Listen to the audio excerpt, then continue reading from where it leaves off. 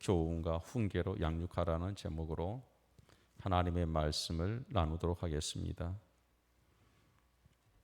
어떤 집에 대학 입시에 떨어지고 재수 3수를 거쳐 장수에 들어간 아들이 하나 있었습니다. 아이가 집에 와서 공부를 한다 그러면 온 집안 식구들이 긴장을 합니다. 말 한마디 하는 것도 조심스럽습니다. 미끄러진다, 떨어진다는 말은 입에도 담지 않습니다. 밥을 먹는데 젓가락이 뚝 떨어지니까 아이쿠 젓가락이 바닥에 붙었네 그랬답니다. 겨울에 어떤 할머니가 눈길에 쭉 미끄러지니까 아이고 군더기가 바닥에 붙었네 그랬어 하는 거예요. 가정의 자녀를 양육하다 보면 짐스럽지 않는 가정이 누가 있겠으며 걱정과 염려가 없는 가정이 어디 있겠습니까? 오늘은 어린이 주일, 하나님께서 각 가정에 주신 어린이들을 지혜로 어떻게 양육할 것인지, 맡겨주신 어린 영혼들을 어떻게 잘 섬겨서 하나님의 장성한 사역자로 세워갈 것인지 하나님의 지혜를 구하는 시간입니다. 어린이 하면 제 머릿속에 떠오르는 그림 하나가 있습니다. 88 서울 올림픽 개막식 때 굴렁쇠를 굴리던 아이, 지구촌에 있는 모든 사람들이 그 광경을 볼 때 가슴 찡한 감동을 받았습니다. 왜 이 아이가 올림픽 때 굴렁쇠를 굴리고 나왔을까? 제 나름대로 짐작해 봅니다. 세계는 하나라는 뜻이 또 있겠죠. 선수들이 경기를 하고 있지만 사실은 지구촌을 굴리고 있는 것이다.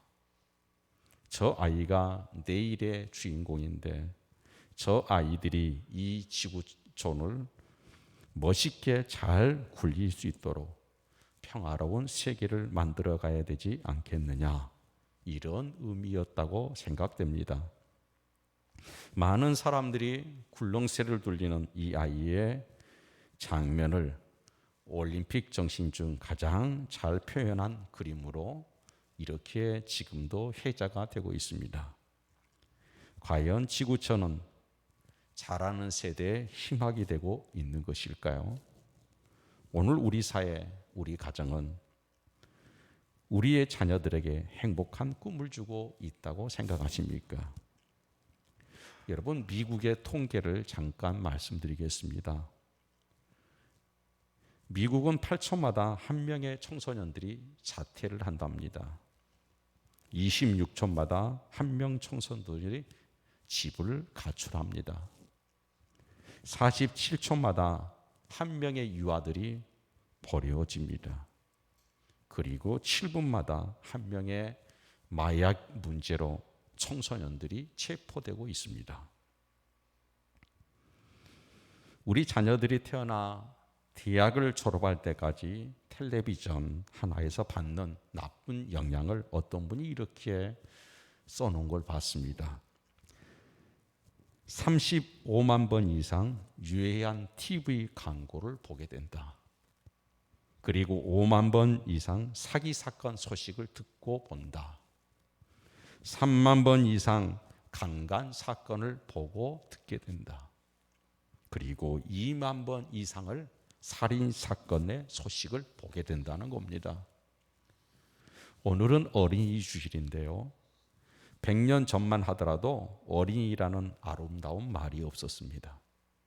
그 당시는 어린 것, 소아 이런 정도였죠. 심지어는 예새끼라는 일반적인 말이 통칭이었습니다. 1921년 일본 유학생 쇼파 방정환 선생이 어리신분, 어리신이란 이름을 줄여서 어린이라고 부르기 시작을 했습니다. 1922년 어린이날을 제정하고 그리고 어린이 선언을 했습니다. 23년에는 어린이 잡지 어린이를 참가함으로써 어린이를 새롭게 발견하는 운동을 펼치게 되었습니다. 방정환 선생이 100년 전 일본 제국주의 시대 이런 운동을 했듯이 2000년 전 사도 바울은 로마 제국 시대 어린이를 향한 놀라운 선언을 하고 있습니다.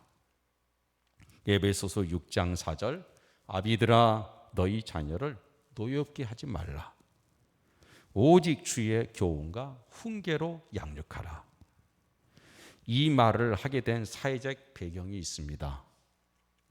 이 말씀은 로마 시대에 주어진 말씀입니다. 로마 시대엔 파드라 포테스타스라는 법률이 있었습니다. 아버지의 법이라는 겁니다. 로마의 시민권자는 자기 자녀에게 절대적인 소유권이 있었습니다. 자녀를 버릴 수도 있었고 또 심지어는 노예로 팔 수도 있었습니다. 뿐만 아니라 자녀를 교육이라는 명분 아래 채찍질까지 할 수 있었습니다. 바로 이때 성경은 혁명적인 선언을 하고 있는 겁니다. 아비들아 너희 자녀로 노엽게 하지 말아라. 로마의 법률이 아니라 주님의 교훈으로 주의 교훈으로 양육하고 훈계하라. 내 법이나 전통이나 내 국가의 법으로 아이들을 훈계하고 양육해서는 안 된다는 겁니다. 오늘 본문 에베소서 6장 4절 첫 마디를 아비들아 이렇게 시작하고 있습니다. 일반적으로 자녀 양육은 어머니들의 몫으로 생각했습니다. 집안에 무슨 문제라도 생기면 당신은 집안에서 하는 것이 제대로 뭐냐? 얘들 하나 제대로 양육하지 못하고 뭐 하고 있느냐? 이런 소리를 들을 때마다 어머니들이 여러분 기가 죽었습니다. 어머니들이 자녀들과 더 많은 시간을 함께하고 더 깊은 관심을 가질 수 있는 환경이 있었기 때문이죠. 그러나 성경은 자녀 문제를 말씀하고 있을 때 구약이든 신약이든 애미들아 이런 말씀이 없습니다. 모든 성경은 아비들아 이렇게 기록했습니다. 아비들아 그렇게 부르고 있습니다. 아버지가 되고 아버지를 불리워진다는 것은 이것은 참 복된 일이고 신비한 일입니다. 하나님이 자신이 아버지라고 불려지기를 기뻐하신 분입니다. 우리가 어른들을 볼 때 존칭의 문제가 있습니다. 여러분 선생님, 어르신, 때로는 가장 높은 이름 폐하도 있고 황제도 있습니다. 그런데 하나님은 아바, 아버지라고 이르고 불러지고 싶어 하셨다는 겁니다. 이 호칭은 예수님이 가르쳐준 이름입니다. 성령님이 우리 가운데 오시면 하나님을 아바, 아버지라고 부를 수 있게 될 것이라고 이렇게 말씀하셨습니다. 내가 아버지라고 불려진다. 나는 지금 하나님이 갖는 이름을 가지고 있는 겁니다. 내 자녀들이 나를 아버지라고 부를 때 하나님 아버지를 우리는 기억할 수 있어야 합니다. 나로부터 하나님의 냄새를 맡을 수 있어야 합니다.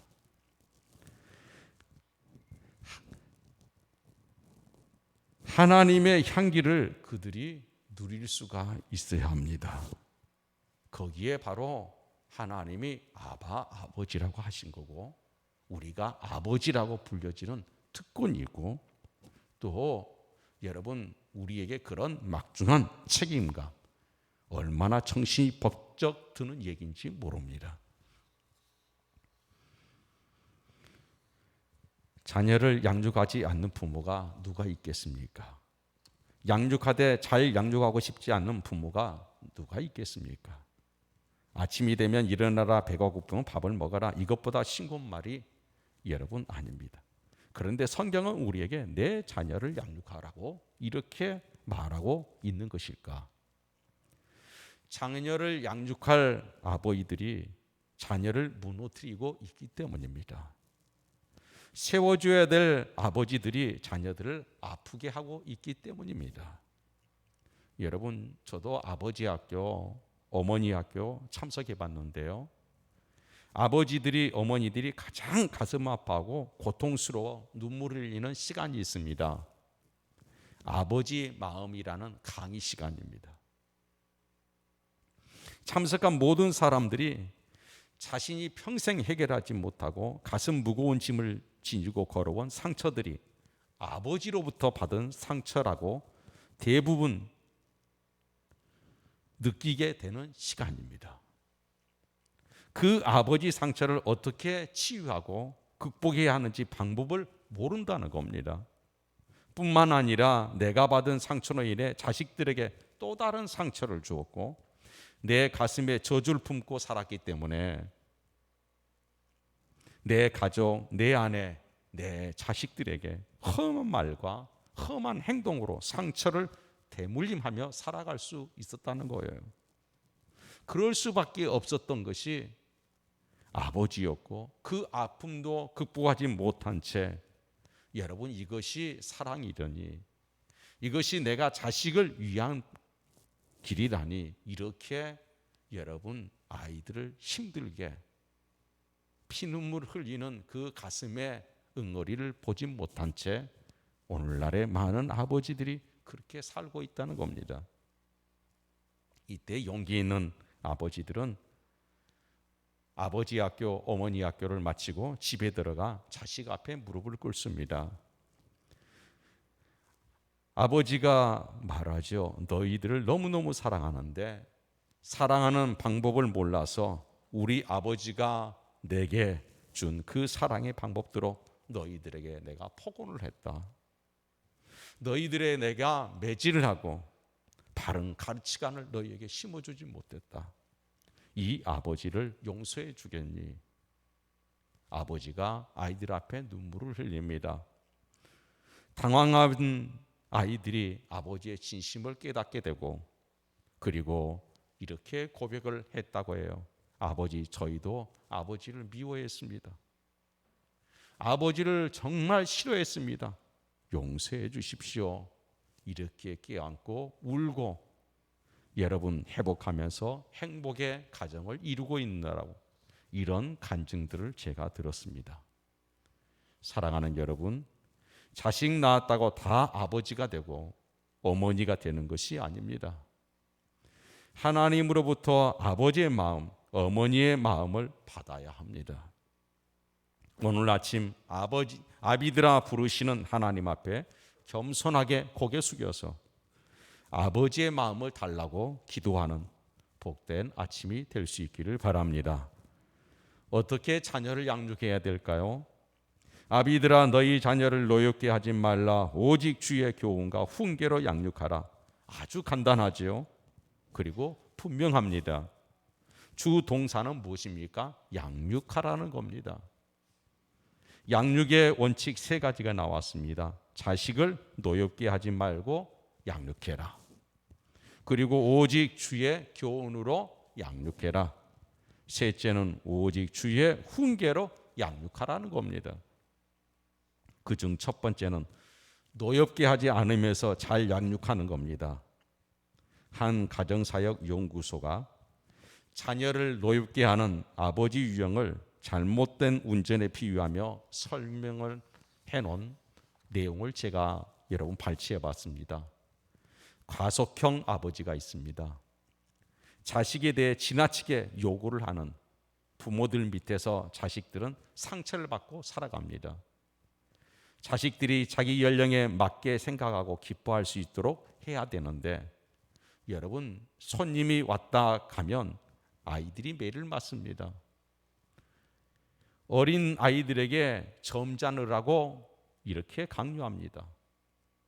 점잖다는 말은 젊지 않다는 말입니다. 빨리 늙으라는 얘기입니다.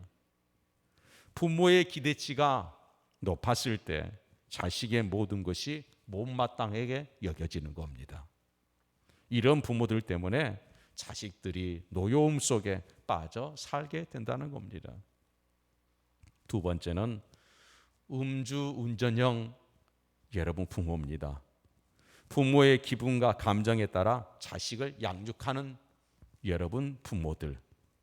이런 부모들 밑에서 자식은 상처를 받게 됩니다. 자식들에게 꾸중을 하고 훈계를 하다가 감정이 폭발해 버리는 그런 부모들이 있습니다. 자식과 대화하다가 감정을 조절할 수 없으면 대화와 꾸중을 뒤로 미루는 것이 좋다고 여러분 말을 합니다. 세 번째는 끼어들기형 부모입니다. 자녀들이 스스로 문제를 해결할 수 있도록 기다려 주어야 된다는 겁니다.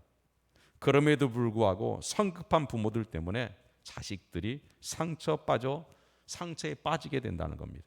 특별히 우리 시대 사람들 가운데 가난하게 살다가 밥술이나 먹고 살아가면, 그리고 자녀를 낳다 보면 과잉 보호하게 됩니다.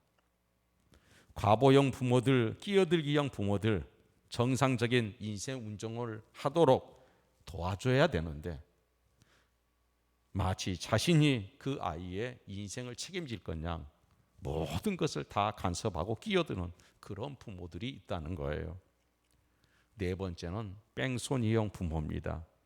방임형 부모지요.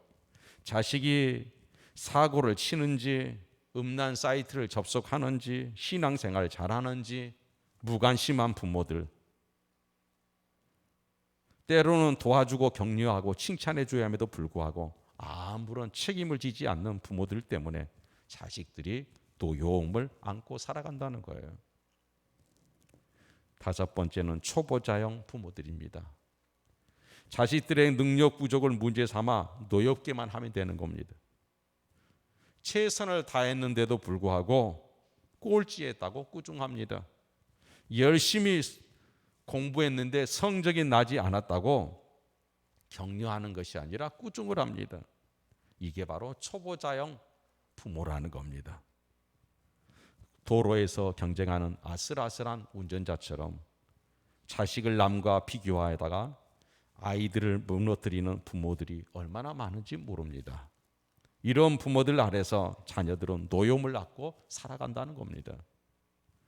한 교육자가 여러분 공부를 잘못하는 아이들을 모아 조사를 해보니까 이런 여러분 조사하고 나서 가르침을 주었답니다.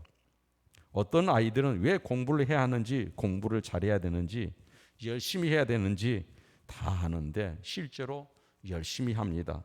그럼에도 불구하고 성적이 오르지를 않아요. 건강상의 문제가 있었습니다. 그래서 공부를 시키지 않고 운동을 시켰답니다. 의사에게 진찰을 맡겨서 아이의 문제점을 보강시켜 주었습니다. 그랬더니 성적이 쑥 올라가더라는 거예요. 어떤 아이는 집중력이 떨어집니다. 정서적인 안정감이 없어요. 10분을 책상에 앉아있지 못합니다. 혼자 공부하는 거 아니라 주변에 있는 엿 아이도 공부 못하게 만듭니다. 이 아이를 공부시키지 않고 마음에 안정감을 주었답니다. 집중력을 키워준 겁니다. 그랬더니 갑자기 성적이 올라가더라는 거예요. 어떤 아이는 열심히 아무리 해도 깨닫지 못하고 성적이 오르지를 않습니다. 봤더니 기초가 없었습니다. 공부하는 방법을 모릅니다. 특히 국어를 모릅니다. 초등학교 1, 2, 3학년 때 여러분 공부를 실패하고 나니까 중학생이 되고 고등학생이 되어도 소용없습니다. 글쎄 수학은 푸는데 지문을 읽을 줄 모릅니다. 영어를 해석해 놓고도 무슨 뜻인지를 모릅니다. 그래 동화책을 읽어주고 그래 많은 책을 익히고 대화하고 독서력을 향상시켜줬더니 성적이 쑥 올라가더라는 거예요. 여러분 아비들아 너희 자녀를 노엽게 하지 말라. 오직 주의 교훈과 훈계로 양육하라. 자녀를 노엽게 하지 마라. 한 가지 부정문과 다음에 두 가지 긍정문이 나와 있습니다. 주의 교훈으로 양육하라. 예방적인 차원이고 주의 훈계로 양육하라. 치유적인 여러분 양육입니다. 잠언서 22장 6절에 보면 마땅히 행할 걸 아이들에게 가르치라고 했을 때 가르치란 말씀도 트레이닝 훈련입니다. 왜 우리의 철학이나 보상심리, 야망 그리고 우리의 방법이 아니라 주의 교훈으로 주님의 훈련 방법을 따라야 될까요? 여기에 깊은 의미가 있습니다. 자녀는 우리의 자녀가 아닙니다. 하나님의 자녀이기 때문입니다. 하나님의 방법이 가장 완전하게 이 아이에게 통할 수 있기 때문입니다. 하나님만이 이 아이가 왜 이 땅에 태어난 것임을 알고 계시기 때문입니다. 지금 이 아이의 문제점이 무엇인지, 장점이 무엇인지 하나님은 알고 계시기 때문에 그렇습니다. 아이가 앞으로 어떤 인물이 될 것인지 우리는 알지 못하지만 하나님은 다 알고 계시기 때문에 주의 말씀으로, 주의 교훈으로 양육하고 훈계하라고 하시는 것입니다. 이 믿음이 여러분과 저에게 있을 수 있기를 바랍니다. 그래서 하나님의 말씀으로 주의 훈계를 주의 말씀으로 교훈을 하는 것입니다.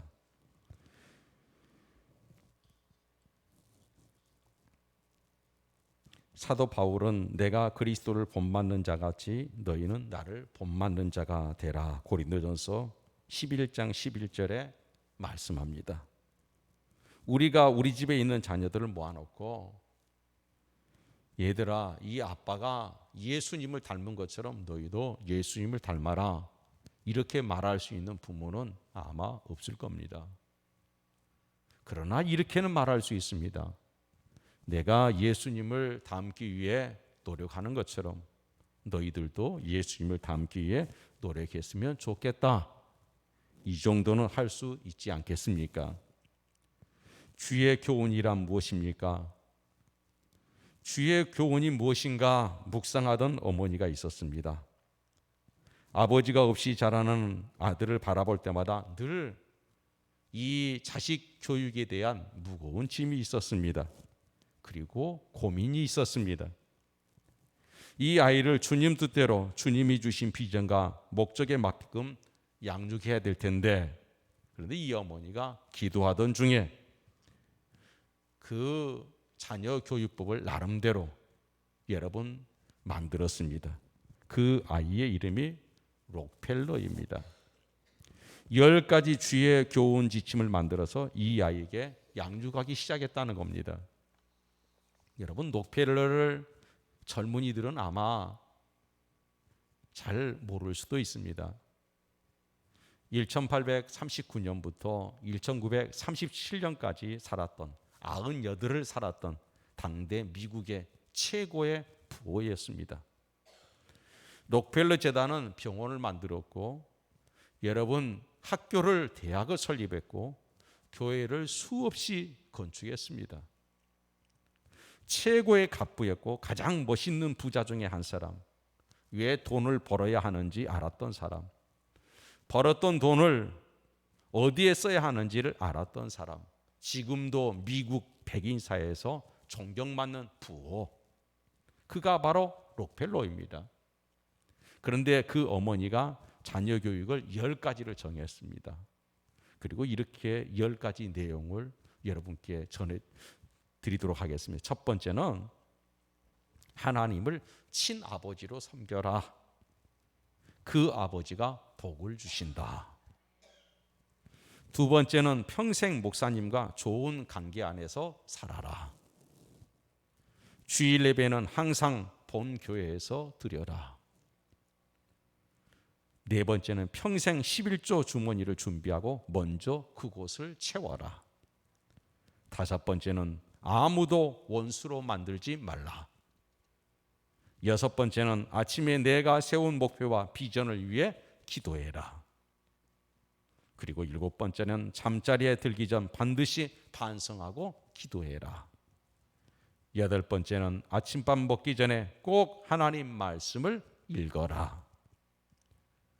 9번째는 남을 도울 수 있으면 기쁨으로 도와라. 그리고 마지막 10번째, 예배 시간에 꼭 앞자리에 앉아라. 이 10가지를 통해서 이 록페르를 이 부모는 키웠습니다. 그리고 그 자식은 많은 이들에게 존경과 또 많은 그 미국 사회뿐만 아니라 오늘도 크리스찬의 여러분 삶에 선한 영향력을 주고 있습니다. 사랑하는 여러분, 에베소서 6장 4절에 자녀 양육의 마지막 원리가 나옵니다. 주의 훈계로 양육하라. 여기 훈계란 신속한 치료를 말합니다. 잘못된 것을 바르게 치료해주는 치료, 이것을 훈계라고 얘기하는 겁니다. 자녀를 양육하다 보면 부모가 상처를 줄 때도 있고 자식이 삐뚤어질 때도 있지요. 이때 지체하지 말고 신속하게 치료하라는 것입니다. 치료약이 무엇인가요? 잔소리인가요? 치료대학이 될 수 없습니다. 꾸중인가요? 치료약이 될 수가 없습니다. 무엇입니까? 주의 훈계입니다. 하나님의 말씀과 신앙적인 가치로 치료하라는 것입니다. 감정으로 훈계하지 말라는 겁니다. 욕심으로 훈계하지 말라는 겁니다. 보상 심리로 아이를 키우지 말라는 겁니다. 자신의 가치관이나 경제적인 가치관, 이것으로 아이를 키워서는 안 된다는 겁니다. 오직 주의 말씀으로 양육하라는 것입니다. 자식이 상처에 시달릴 때, 내 자식이 방황하고 있을 때, 내 아이들이 위기에 부딪힐 때 어떻게 아이를 바른 길로 인도할 수 있을까? 그것은 오늘 주의 훈계로 가능하다는 것입니다. 사랑하는 여러분, 자녀를 노엽게 하지 말라, 주의 교훈과 훈계로 양육하라고 말씀하실 때 여러분은 무엇을 생각하십니까? 존 로크라는 심리학자가 타부라라자 심의백지설이라는 주장을 했습니다. 어린아이들의 마음은 백지와 같다.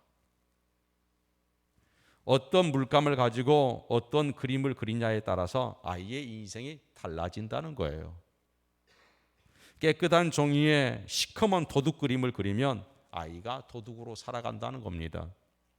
예쁘고 하얀 종이에 꽃 그림을 그리면 꽃같이 살아간다는 겁니다. 선하고 맑은 마음을 나눠주면 선하고 맑은 세상을 살아가게 된다는 거예요. 아이들은 백지와 같다는 거예요. 여러분 중에 꽤 많은 분들이 읽어보았을 법한 책이 있습니다. 오치의 불만족이라는 책입니다. 한 10년 좀 넘은 것 같아요. 그분이 내 인생은 내가 만든다, 얼마 전에 또 책을 냈습니다. 오치의 불만족. 여러분 지금도 초등학교에 그 책이 기술되어 있는지 모르겠어요. 실화인데 일본인 오토다케 히로타다의 이야기입니다. 이 아이는 태어날 때 두 팔과 두 다리가 없이 태어났습니다. 그럼에도 불구하고 맑고 명랑하게 참으로 행복하게 만족하며 살아가는 삶으로 많은 사람들에게 신선한 충격과 도전을 주었습니다. 한 집안에 아이가 태어났습니다. 두 팔이 없습니다. 두 다리가 없습니다. 아이를 받아든 간호사가 깜짝 놀랐습니다. 의사도 소스라치게 놀랐습니다. 엄마가 이 아이를 봤을 때 어떤 반응을 보일까? 아이를 다른 방으로 급히 옮겼습니다. 그리고 엄마에게는 이렇게 얘기를 했습니다. 아이가 황달이 심해서 옮겼나라고. 지금 볼 수 없는 거라고. 한 달 동안을 아이 엄마에게 아이를 보여주지 않았습니다. 오랫동안 의사들이 의논하고 심리학자들도 그곳에 함께 고민한 끝에 엄마에게 이 아이를 이제 보여주기로 여러분 결정을 했습니다. 아이가 조금 장애를 가지고 태어났어요. 남들이 있는 게 조금 없어서요. 조심스레 이 엄마를 아이에게 데리고 갔습니다. 아이를 보는 순간 엄마가 쓰러질지 모르겠다. 그래서 모든 것을 다 준비했습니다. 병실도 준비하고 의료진도 준비했습니다. 엄마가 아이를 보는 순간 글쎄 예상외로 이 엄마의 얼굴이 환해지는 겁니다. 그리고 감격해하는 표정이 보였습니다. 그리고 이 엄마가 이렇게 얘기를 합니다. 내 귀여운 내 새끼라고 얘기를 합니다. 아이고 내 귀여운 아이 고맙다고 말을 하는 겁니다. 이 엄마는 이 아이를 키우면서 너는 남들과 조금 다르다. 남들이 가진 거 조금 없을 뿐이다. 너는 개성 있게 생겼다. 너는 앞으로 멋진 삶을 살게 될 것이다. 이렇게 하면서 이 아이를 키웠습니다. 그런데 놀랍게도 아이가 성장하는 과정에 여러분 팔이 10cm가 자랐습니다. 10cm 자란 이 팔로 아이는 두 팔 가지고 야구도 하고 축구도 하고 수영도 하고 컴퓨터도 하고 붓글씨도 쓸고 밝고 맑게 지냅니다. 심지어는요 동네 골목 대장까지 합니다. 아이는 어엿하게 자라서 여러분 일본 명문대 와세대 대학 정경학부에 입학합니다. 그리고 쓰기 나이 초등학교 교사가 되기도 합니다. 지금은 결혼해서 여러분 아이도 있고 또 행복하게 살고 또 문제되는 부분도 있었습니다. 그런데 이렇게 아이가 자랄 수 있었던 것은 그 어머니였습니다.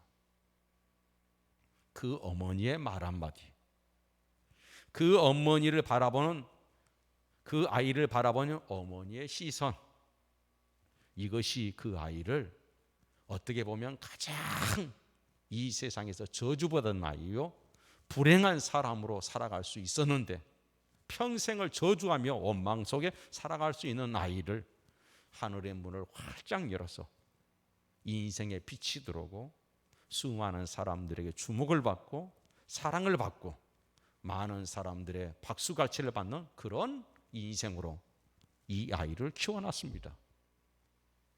바로 어머니였던 것이죠. 여러분, 그는 이런 내용을 고백했습니다. 장애란 특별한 개성일 뿐이다. 나는 남들이 가진 걸 가지지 못했지만 나는 더 많은 것을 가졌다. 나는 유리한 것이 너무나 많다. 장애인이기 때문에 친구도 많다. 사랑하는 여러분, 여러분의 자녀들을 어떻게 양육하고 있습니까? 또 여러분의 손자, 손녀를 어떻게 양육하고 있습니까? 양육해야 될 자녀들에게 상처를 주고 그들의 마음을 아프게 하고 무너뜨리지는 않았습니까?